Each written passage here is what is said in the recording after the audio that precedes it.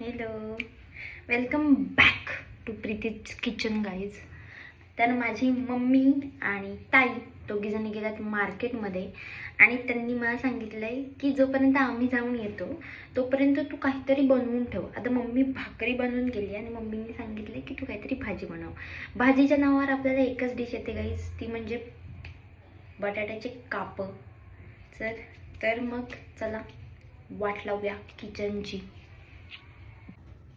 मला कधीच घरात एवढी भीती नाही वाटत, पण रोज एवढा आवाज असतो आणि आज मला माईक लावायची पण गरज नाही पडत आहे. समजतंय तुम्हाला किती सन्नाट आहे? एवढा सन्नाट आहे आणि एकतर अख्खं घर रिकाम आहे आणि त्यामध्ये एवढा सन्नाट आहे, बाहेरून पण आवाज नाही येते. रोज एवढी कार्टी एवढा अस्ताव्यस्त करत असतात, एवढा हुदुडा घालत असतात खाली आणि आज अजिबात एकाचा पण आवाज नाही. टाईम जेव्हा गरज असते ना तेव्हाच लोक.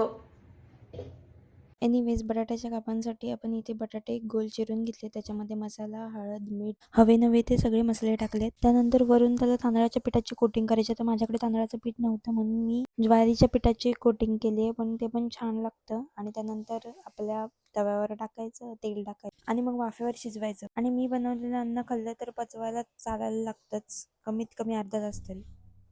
Anyways, see this. हे मी लास्ट टाइम क्लेचं बनवलं, जे माझे आधीपासून व्हिडिओज बघतात त्यांना माहीत असतं. आणि काल मी बेडरूममध्ये चिटकवलेल्या स्टिकर्स नंतर बाहेर हॉलमध्ये पण काही गोष्टी लावलेल्या.